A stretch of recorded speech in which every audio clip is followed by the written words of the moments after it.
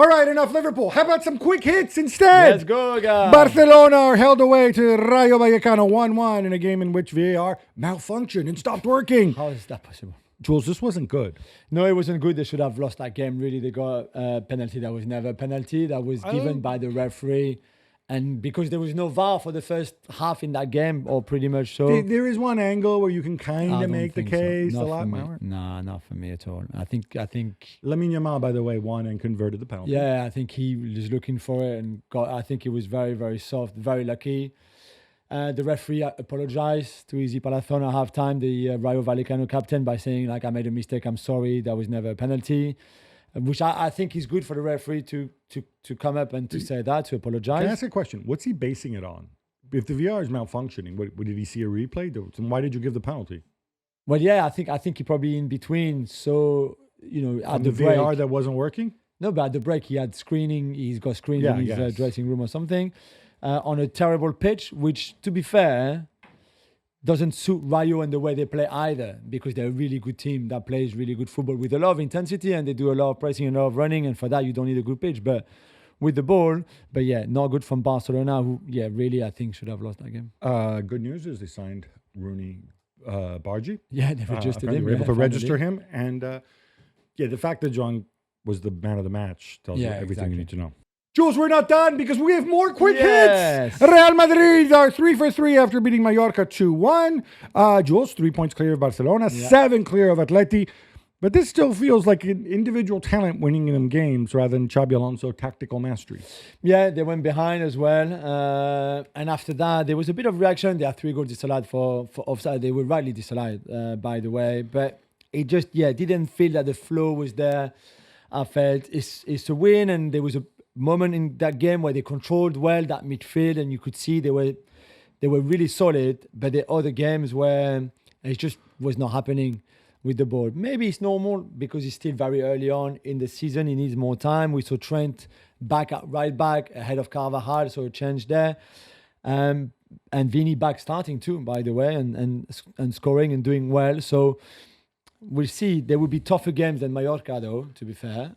And I thought towards the end as well, there's one big block from Carreras on the line. Otherwise, that goes in, and that's a draw, and it's a very different narrative then. Inter fall at home to Udinese 2-1 in quite a pretty crazy game on their home debut.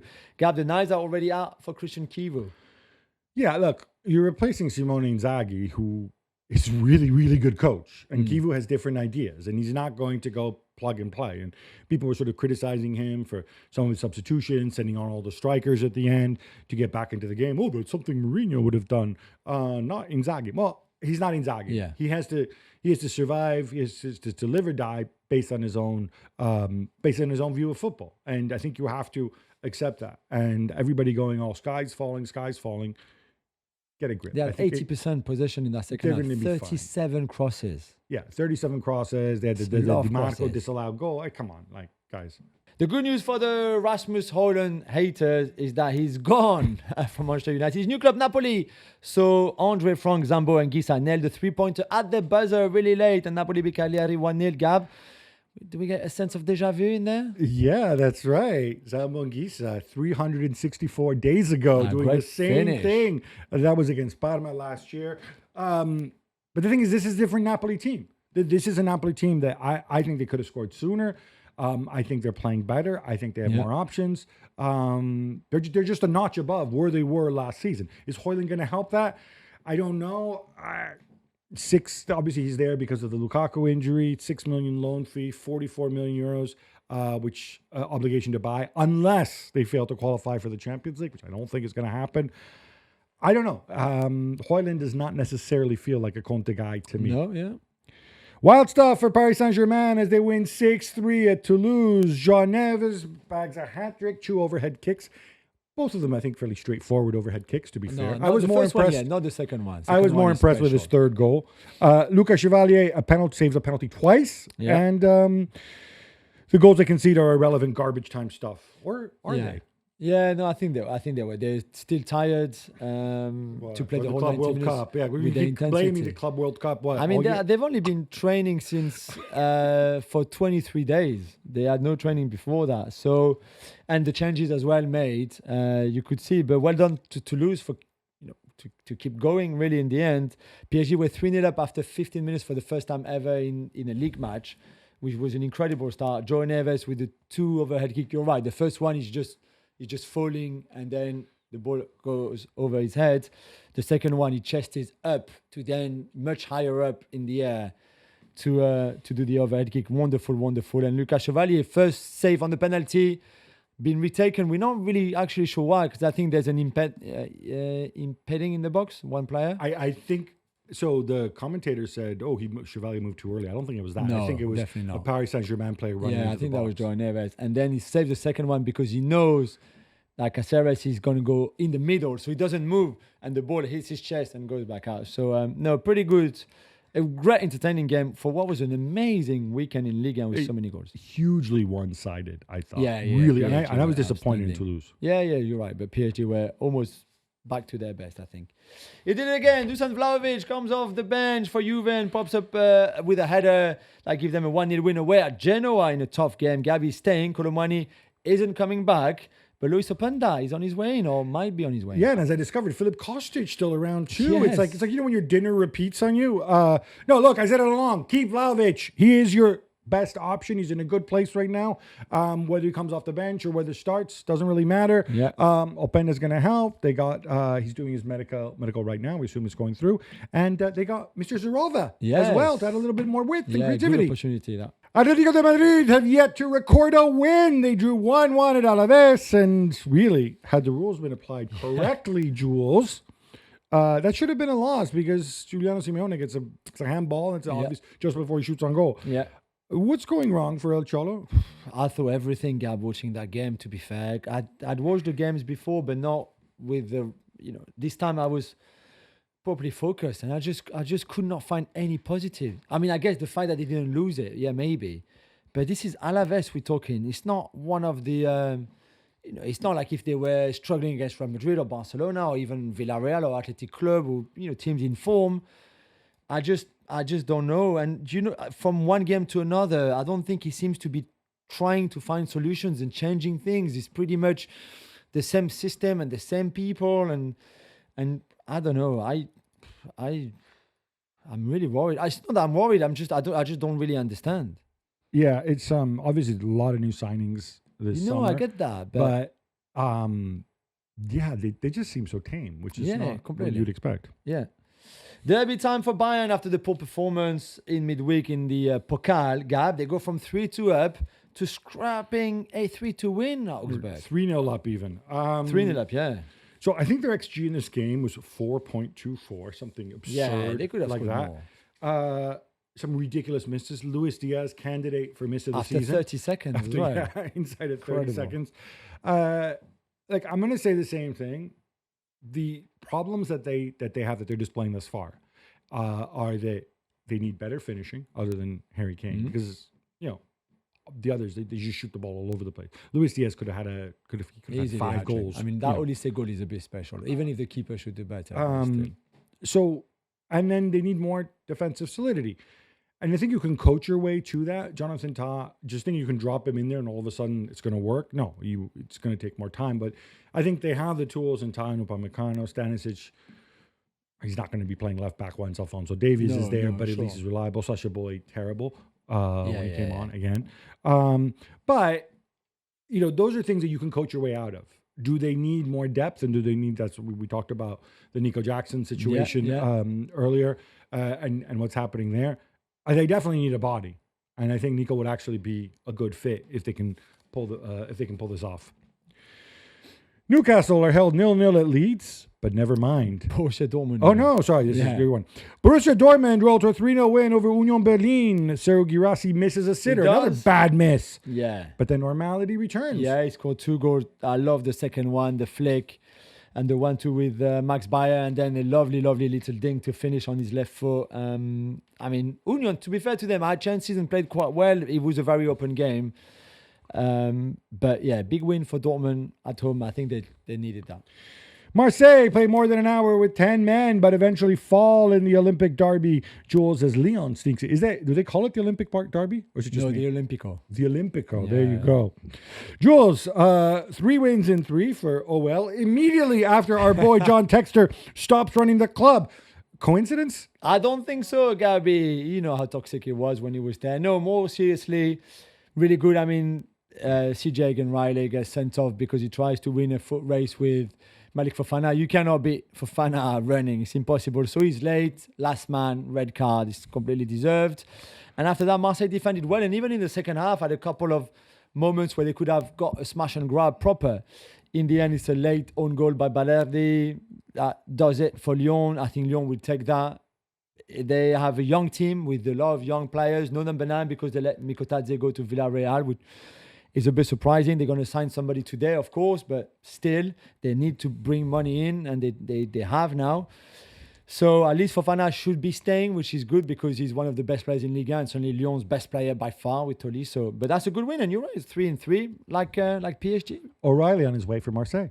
And yeah, does he move the needle? To Marseille from Brighton. Yeah, because Rabiot is leaving, as we will mention in the next quick hit there. So they need somebody to play in that kind of number 10 organizer role kind of thing. And this was way back on Friday, but Milan win 2-0 at Lecce, and my boys Christopher Nkunku and Adrien Rabiot, both Paris born and bred, of course, are on board too and on their way. Gab, what do you make of all of this? I don't understand Milan. I mean, I can only understand it to the point. And people say, oh, look, there's different people pulling in different directions. I hope these are guys Allegri wanted. Obviously, he's worked with Rabiot before. Maybe he saw Nkunku on television. I don't know if there's like a vision. Oh, let's regenerate Nkunku. So where is Nkunku playing? I have no idea. I mean, honestly, I would assume. I would assume they're not. Obviously, they've been looking for a striker. Yeah, but like a proper striker, right? Not like a Nkunku type of striker. But that's not Nkunku, yeah, exactly, like you said. Yeah. And look, a second forward. Well, we have Pulisic who does that. It seems to me like they really are all over the place. Now, again, Allegri's his own guy. Yeah. If these are the people he wants, and you've decided, hey, we've paid Allegri so much money. He's such a big contract. Let's give him everything that he wants within reason, obviously. Then fine, and then Allegri will sink or swim. Yeah. But the point is that, and this is the problem that people need to understand, coaches leave before and clubs stick around. So tying yourself up in big amounts of money with these older players who don't really fit, I don't know. I genuinely, I don't know. I mean, I'm with you. They played better against Lecce. Santi Jimenez scored a goal that was disallowed, but I thought he looked a little sharper. Yeah. He might not be there by the time you listen to the show. It's a weird, messy situation. And Jerry Cardinale, how to win friends and influence people among Milan fans, man. Lille make history away to Lorient. Jules, tell us about it. Yeah, they won 7-1. You can have a big win. The thing is, Gab, it was 0-0 at half-time. So Lille scored 7 goals in that second half. It's the first time this happened in a French top-flight game, 7 goals in one half since Lyon scored 7 in the first half against Marseille back in 1997. They ended up winning 8-0 that game. Incredible. Without Olivier Giroud, by the way, who was not playing in that game. So wonderful attacking stuff from Lille. And, I mean, you should have seen, Gabby, the defending from Lorient. It's just like, I think I could have played and done better than And you're not really a defender. You're more like an attacking midfielder. And I'm 45 years old next month. So, like, I was referring more to your tactical position. Yeah, as well. Thank you very much. It was a rough weekend for Erik Ten Hag, our favorite bald Dutch guy. I don't know if he's our favorite. I mean, remember, Peter Bosch is bald and Dutch as well. He's the gift that keeps on giving. Okay. So, according to the reports, he has already been sacked. 62 games into his tenure. 60 days. They were 3-1 up with 26 minutes to go against Werder Bremen, who just had a guy sent off. Patrick Schick had scored. Everything's fine and dandy. And then it finishes 3-3. Koulibaly scoring in the 4th minute of injury time. But it's not just the goal to make it 3-3. It's the fact that Werder Bremen had so many chances in that same sequence to make it 3-3. But that's not, he's not getting sacked because of that draw. There's more to it, obviously. It's because they had already doubts about him before that. Because Kovac is the same in that first Dortmund game, and they don't sack him after he's 3-1 up and then they're drawing 3-3, right? You don't sack a manager because... I never thought I'd say this, but Borussia Dortmund is No, but maybe you know a more what I mean? grown-up club. You No, sack oh, him yeah. now after 60 days because you adapt from the beginning in his training, what the players are saying, what you can see, and the results. It's what But you it's can 2 games see. in. I think I wouldn't be surprised if behind the scenes, maybe he threw a bit of a fit as well, because if you look at the talent that is left by Leverkusen, true. From Wirtz to Frimpong, Boniface almost leaving now, and Capia as well, Granit Xhaka, Jonathan Tah. Maybe he was promised that different things in the window, maybe things got touched. I don't know. I'm sure these things will emerge because both sides will tell their story. But I will say this: whoever decided to hire him needs to really come out and convince me why they should keep the job. We said from the beginning it was a dreadful appointment. Well, that's fine, but the thing is, you have to at least give him time to work, or otherwise you take responsibility for, I was a complete moron for hiring this guy, and I will now resign. Yeah. No, honestly, it's the honorable thing to do. I'm with you. It's one of two things. Otherwise, this is absurd. Yeah. I don't want to hear people, look, in Germany we do things proper. We don't have Mr. Marinakis and all the John Texter. No, you don't. But you have some other weirdo who's worse in this case. And I don't say this because I'm defending Ten Hag, because, again, I don't think he should have been hired. But somebody needs to take ownership on this. Hopefully they will. Definitely. My boy Takumi Minamino gets the winner in the 7th minute of injury time for Monaco. Jules, this was another wild one in Liga. It was a great game against Strasbourg. Monaco with 2-0 up and then 2-2. Liam Rosinho, the Strasbourg manager, not happy at all with the refereeing, and he has a point. There was a penalty that was given for Monaco and not for Strasbourg for this literally the same incident. And he was really, really cross and angry. But his team, which is the youngest team, I think, in Europe in the top flights, still put such a great fight. Monaco are a good team. I know they can be on and off, but they're a good team. Flo Balogun was very good in that game, which is good. Nice to see him back. Yeah, for the US men's national team, where he was in the squad. He was in the first squad from Pochettino, was then added to the squad. That was a bit weird, but at least he's going to get there with some momentum. UEFA have announced that the Champions League final will kick off at 6 p.m. now rather than 9 p.m. as in previous years. Gab, is this a good idea? At 6 p.m. Central European time. Sorry, I think we disagree on this. Yes. I think it's good. I think you had situations. I mean, like, you want to talk, we can make fun of UEFA. They don't care about the fans. I was there with the UEFA people. They said this is partly on feedback from fans, and I can understand it. Getting back from certain stadiums in the middle of the night is really, really difficult. We had it at Champions League finals in Munich. We had it in Berlin, funnily enough, Istanbul. Yeah. We're there for ESPN. We usually have a van picks us up, but civilians, it's not the same thing. No. So it was done with that view. I think the sponsors also like it because now you have the opportunity after the game to go and you can actually go and celebrate and party, and it's not midnight when you get home. And everything's closed, as happens in some cities. You know this because in Istanbul, we had to share something disgusting on the street at 4 o'clock in the morning. That's true. Because Mark Ogden was hungry. True, but then in Munich this year with my own children, we still had plenty of time to party when we came back to the hotel after our team won the Champions League. That's because that Champions League final was over by halftime. But my point is, this is the biggest game in the club season. This has to be played under the lights, not when the sun is still up. It's not the same feeling. And because you and I, in our countries and our culture, the big games are in the evening, not like in the UK where you play at 4 o'clock and you've got your FA Cup final at 5 p.m. or 3 p.m. or whatever, because you love an afternoon kickoff. For us, it's different. And for me, I just love those games under the lights in the evening where you build up to the whole day and you get excited. Not when you have to leave the hotel at 2 to go to the game. Like, this is not for me. I hear you, though. I see your point. I think the other constituents, we haven't mentioned, the police also prefer the earlier kickoff and everything. So we'll see. I'm good with it. Ole Gunnar Solskjaer has been sacked by Besiktas after they lost to Lausanne and failed to qualify for the Europa Conference League. Jules, are we going to see him ever again? They lost to who? Lausanne from Switzerland. Yeah. Oh, my word. Hey, wait, Lausanne, you know what that means? Ineos, Dave Brailsford. Yes, exactly, yeah. Captain Jim. He started well again, and then things very quickly didn't go well at all, and this is it. He deserved to be sacked. I don't know who would give him another go and why. Well, his agent's very well connected. Yeah, I'm sure he can find some and he's a likable guy. in Norway. I like him a lot. He's a nice guy. He's a really nice guy. In an industry in a world where there's a lot of not nice people, he's a nice guy. you can be a nice guy and not a very good manager, and that's his case. So I don't know what's next for him. I really don't. Maybe maybe a national team somewhere, but even that. Who are we going to see first, him or Van Nistelrooy? I don't know. What about tell me about ex-Manchester United managers, please, and where they are now. This is going to come up later.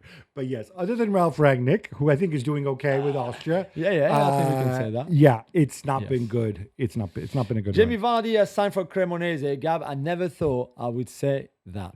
Neither would I. It was so sweet. They had Cremonese, of course, we don't know, are a tiny club. They're just across the Po River from where the dad side of my family is from. So they have a special place in my heart. It's also where Gianluca Vialli's first club. And it's amazing. He arrived at the private Linate airport in the middle of the night, and there were 10 fans. And Cremona is not a big football town. No, big, yeah. There were 10 fans there. One of them, and a lot of them were wearing Leicester shirts. One of them actually had a Jamie Vardy tattoo, which is weird. That was quick. And no, it's because he became a Leicester fan in the Claudio Ranieri year. I have no idea if this is going to work out. I have no idea if he knows what awaits him. But good luck. But I want Disney Plus to do a documentary, Fly on the Wall with the Vardys in Italy. I want to see Rebecca Vardy and Jamie, all the kids in Italy on a daily basis, what they do through the day. Please make it happen, Disney Plus. We could see 2 league games being played outside of Europe this year, Gab. Yeah, so this is turning into quite a controversial thing. Now, obviously, Serie A have said, oh, look, the Winter Olympics are being held in Milan. Milan can't play at home. That weekend, they're playing Como. Let's have them play somewhere else. Where? Oh, how about Perth in Australia? Okay. Just down the road. And then La Liga, this has been a thing with Tebas for a long time. He said, okay, Villarreal against Barcelona. Let's go and play this in Miami, which, by the way, annoyed Real Madrid. And I do think Real Madrid kind of have a point. Me too, completely. Barcelona away Villarreal away is really, really tough out in normal circumstances. Instead, they go to Miami, where you're going to have all the Messi maniacs, and it's going to be Barcelona fans everywhere, of course. It's interesting because you have to have a bunch of sign-offs. So the Spanish FA have to sign off. The U.S. Soccer Federation has to sign off, which I think they will or already have. CONCACAF has to sign off. Yeah. UEFA have to sign off, and FIFA have to sign off. Now, the interesting thing is FIFA, CONCACAF, and the U.S. Soccer Federation obviously lost that lawsuit in the U.S. That was brought by Relevant Sports, who weirdly are also advisors to UEFA, but that's a whole other issue. So they can't really say no, or otherwise, risk further legal action. Yeah. So it's really only UEFA who stands in the way. UEFA have said, look, we're not going to just approve this on a one-off. We're going to get our executive committee together, and we're going to make rules about this going forward. So hopefully they do that, and hopefully it's in or out. Certainly the mood among the European Union, the European Commission, this has a huge impact on UEFA, is definitely no. There's a guy named Glenn McAuliffe, who I'd never heard of, but he's the commissioner for, you ready for this? Intergenerational Fairness, Youth, Culture, and Sport. And he says in European football is about strong community-based clubs. Moving competitions abroad isn't innovation, it's betrayal. Strong words. Thank you, And Glenn. I wonder in the current mood, given all the lawsuits in front of the European Court of Justice that FIFA are facing, I wonder if FIFA and UEFA are going to maybe take with this guy's words a little bit seriously. I don't think it's a foregone conclusion that just because some court in the U.S. says, oh yeah, let them play, that they're going to green light this. Sergio Ramos has been keeping busy beyond playing for Monterrey, Jules. Yeah, he has, Gab. He's just released his first song. Yes, that's right. He's him singing. I think it's a shame because I would have liked producer Freddie to play a bit if we had been allowed, but this is not ready. I'm not going to sing it because I caught 15 seconds of this on his social because the song hadn't been fully released when I wrote this. The man doesn't have a voice. No, he can't sing that way. But it's still his voice. That's what I mean. No, yeah, I know, but voice. but it's. I mean, good for him. You sing out of joy because you have something to say and so on. But there's some athletes who've got very good, really good who've had voices. Proper voice training. I don't believe Sergio Ramos has. Just listen to it. Good for him still if he wanted to sing. It's called Cibeles, by the way. Yeah, Cibeles, obviously Cibeles in Madrid. He said that he never wanted to leave Real Madrid and all that kind of stuff. There's a big chunk on his love for Real Madrid and etc. I mean, I don't know. I don't know. I was so surprised when I saw that dropping. Yeah, give it a listen, but Gab and I are not the biggest fan. More seriously now, a man has been arrested for his racist online abuse of England women's defender Jess Carter, and the authorities said that more arrests will follow. Yeah, obviously the laws, the way they are in the UK, these situations are punished. Online abuse is punishable with arrest, especially if it's racially motivated, as this was.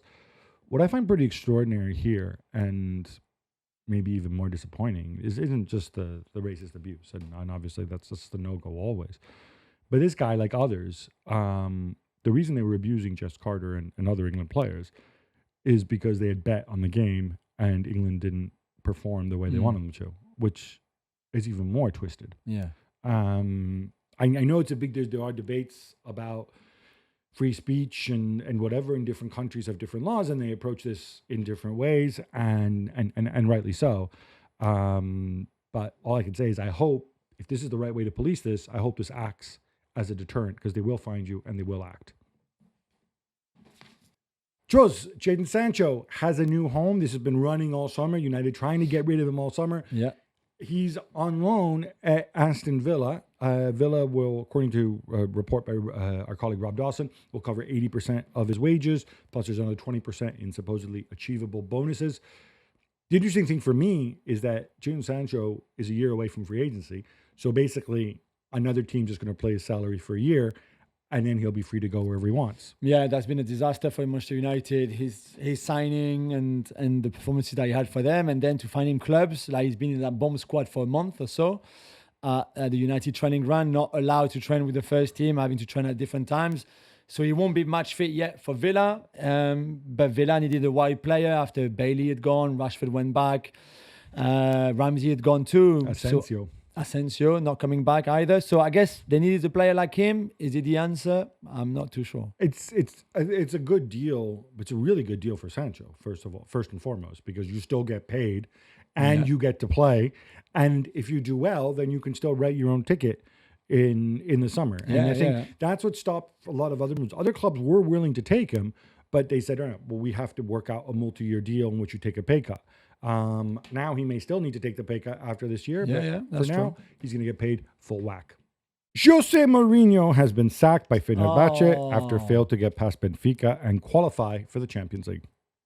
Yeah, I think if you add up all the compensation that you got after being sacked from all the clubs that is being sacked, I think you near 100 million euros. So for you being bad and... All right. You know, you're being a hater. I'm not. Gab, he's been sacked and made 100 million euros from being sacked from jobs. It's like you not being good and ESPN sacking you and saying like, here you go, $100 million. This is bonkers. I mean, look, he's been places where he's made connections with the fans, like at Roma, and he's been able to ride that. Some of these things he said, though, at the end of last season, you know, he's in Turkey, right? So Turkish people are very proud of their heritage and culture, so they should be. Yeah. And he says, in the last 7 years, I reached more European finals than Turkish football has in its history. I think it was Galatasaray who reached one. Yeah, dude, not helpful. Not helpful at all. And then, not helpful at all. You know, they point out to him how important the Benfica game is to Fenerbahce's books, and he says, and he complains, of course, of what else? Oh, not enough signings, and he says, I don't think Fenerbahce even have a transfer list now. You know, he wants to come back to England. He's in England now because he traveled and he's got his house still in London, so not far from yours. Actually, he's a bit your neighbour. I think he's actually in Belgravia. Oh, I thought he was still near you. No, you know who my neighbor is? Thomas Tuchel. Yeah, I know, but I thought he was not far from you either. So you might see him. But it's not a good week for former Manchester United managers either, with obviously Solskjaer, Ten Hag, and now Jose. Yeah, the Seattle Sounders win the Leagues Cup in the US, beating Inter Miami 3-0 in the final last night. But this was overshadowed by the brawl at the end, and Luis Suarez appearing to spit at a member of the Sounders coaching staff. So my first instinct on this was, well, at least he didn't bite him. Look, there's several ways to look at this, right? You can say, oh, look, all these old guys have all this money and we think they're all holidaying in Miami just for fun. They actually still care. Yeah. I thought it was kind of embarrassing, this whole thing. They were frustrated by the defeat, I guess, right? You're frustrated, but you're an adult. Yeah, no. It was just such an ugly brawl, and it's not like, but it was also so theatrical. So Sergio Busquets pushes some guy at some point. He throws himself to the ground as if he's dead. And Busquets is a pretty mild-mannered guy. When Busquets wants to be dirty, he'll be dirty, but it'll be very understated. But my favorite thing in this whole thing is the whole time Messi's just watching the brawl, and he's like hugging some dude from Seattle, right? Like he's just like watching this. And like, guys, learn from Messi. Okay? Yeah, exactly. Like really not worth it. But anyway, big shout out to Seattle Sounders. Yeah, well done to them. Great win. Jules, this brings us to an end, but we got to come back on Thursday. It's international break, which means it's a great opportunity to do our postmortem on all the transfers that are happening as we record this on deadline day. Until then, love the game, love your neighbor, love yourself.